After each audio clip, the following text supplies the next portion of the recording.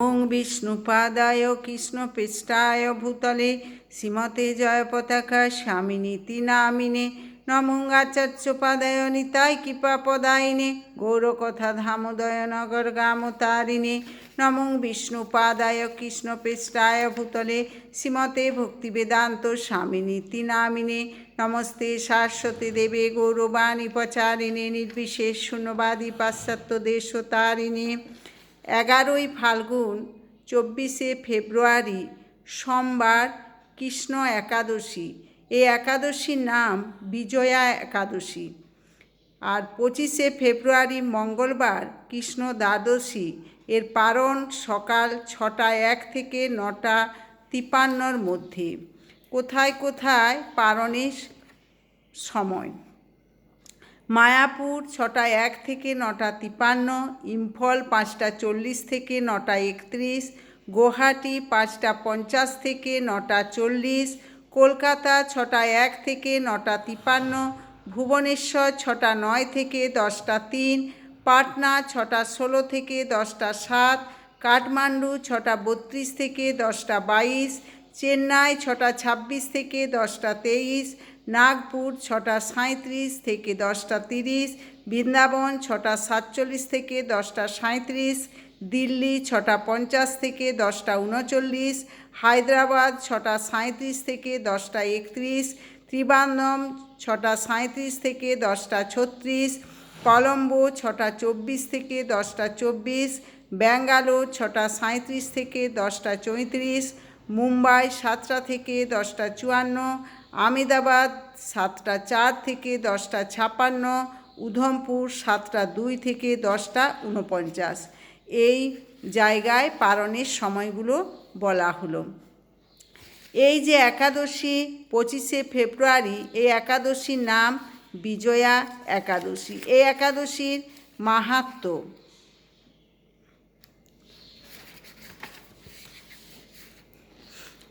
স্কন্দপুরাণে এই একাদশীর মাহাত্ম্য এইভাবে বর্ণিত হয়েছে। মহারাজ যুধিষ্ঠির শ্রীকৃষ্ণকে বললেন, হে বাসুদেব, ফাল্গুন মাসের কৃষ্ণপক্ষের একাদশীর মাহাত্ম্য অনুগ্রহ করে আমাকে বলুন। শ্রীকৃষ্ণ বললেন, হে যুধিষ্ঠির, এই একাদশী বিজয়া নামে পরিচিত। এই একাদশী সম্পর্কে একসময় দেবর্ষি নারদ স্বয়ম্ভু ব্রহ্মাকে জিজ্ঞাসা করেছিলেন। তিনি এই প্রসঙ্গে যা বলেছিলেন তা আমি এখন তোমাকে বলছি। এই পবিত্র পাপ বিনাশকারী ব্রত মানুষকে জয়দান করে বলে বিজয়া নামে প্রসিদ্ধ।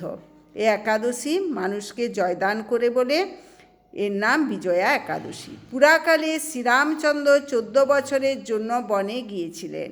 সীতা ও লক্ষ্মণের সঙ্গে তিনি পঞ্চবটী বনে বাস করতেন।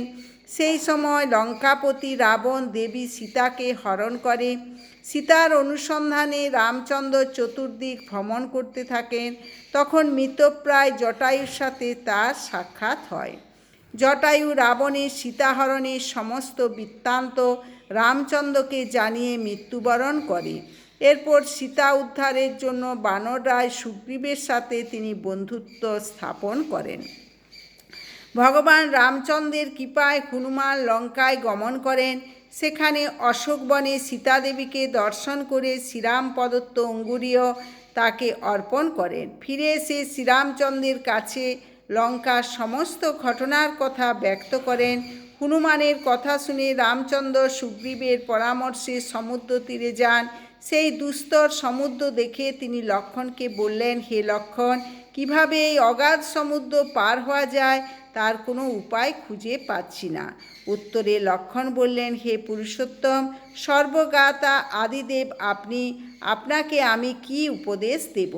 তবে বক দালভ্য নামে এক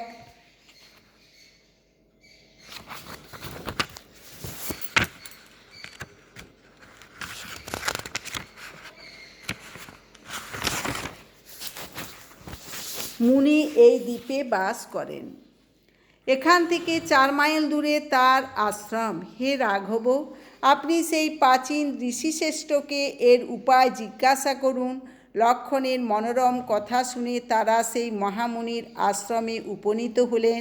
ভগবান রামচন্দ্র ভক্তরাই সেই মুনিকে প্রণাম করলেন। মুনিবর রামচন্দ্রকে পুরানো পুরুষ বলে জানতে পারলেন। আনন্দ ভরে জিজ্ঞাসা করলেন, হে রামচন্দ্র, কী কারণে আপনি আমার কাছে এসেছেন তা কৃপা করে বলুন। শ্রীরামচন্দ্র বললেন, হে মুনিবর, আপনার কৃপায় সৈন্যসহ আমি এই সমুদ্র তীরে উপস্থিত হয়েছি। রাক্ষসরাজের লঙ্কা বিজয় করাই আমাদের প্রধান উদ্দেশ্য।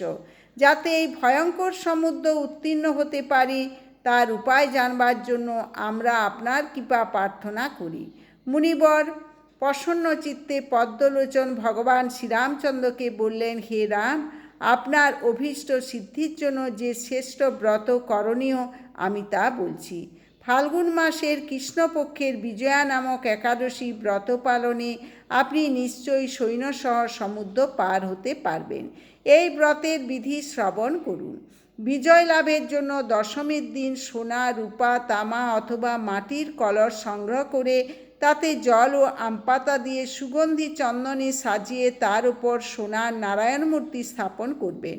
একাদশীর দিন যথাবিধি প্রাতঃ স্নান করে কলসের গলায় মালাচন্দন পরিয়ে উপযুক্ত স্থানে নারকেল ও গুবাক দিয়ে পূজা করবেন। এরপর গন্ধ, পুষ্প, তুলসী, ধূপ, দীপ, নৈবেদ্য ইত্যাদি দিয়ে পরম ভক্তি সহকারে নারায়ণের পূজা করে হরিকথা কীর্তনে সমস্ত দিন যাপন করবেন। রাত্রি জাগরণ করে অখণ্ড ঘি প্রদীপ প্রজ্বলিত রাখবেন। দ্বাদশীর দিন সূর্যোদয়ের পর সেই কলস বিসর্জনের জন্য কোনো নদী, সরোবর বা জলাশয়ের কাছে গিয়ে বিধি অনুসারে পূজা নিবেদনের পরে তা বিসর্জন দেবেন। তারপর ওই মূর্তি বেদজ্ঞ ব্রাহ্মণকে দান করবেন। এই ব্রত প্রভাবে নিশ্চয়ই আপনার বিজয় লাভ হবে। ব্রহ্মা বললেন, হে নারদ, ঋষির কথা মতো ব্রত অনুষ্ঠানের ফলে তিনি বিজয়ী হয়েছিলেন। সীতা প্রাপ্তি, লঙ্কা জয়, রাবণ বধের মাধ্যমে শ্রীরামচন্দ্র অতুল কীর্তি লাভ করেছিলেন। তাই যথাবিধি যে মানুষ এই ব্রত পালন করবেন তাদের এই জগতে জয়লাভ এবং পরজগতে অক্ষয় সুখ সুনিশ্চিত জানবে। হে যুধিষ্ঠির, এই কারণে এই বিজয়া একাদশী ব্রত পালন অবশ্য কর্তব্য। এই ব্রতকথায় শ্রবণ কীর্তন মাত্রই বাজপেয় যজ্ঞের ফল লাভ হয়। হরে কৃষ্ণ কৃষ্ণ কৃষ্ণ হরে হরে, হরে রাম রাম রাম হরে হরে। আপনারা চ্যানেলটি সাবস্ক্রাইব করবেন, বেশি বেশি করে শেয়ার করবেন, লাইক করবেন, কমেন্ট করবেন। হরে কৃষ্ণ।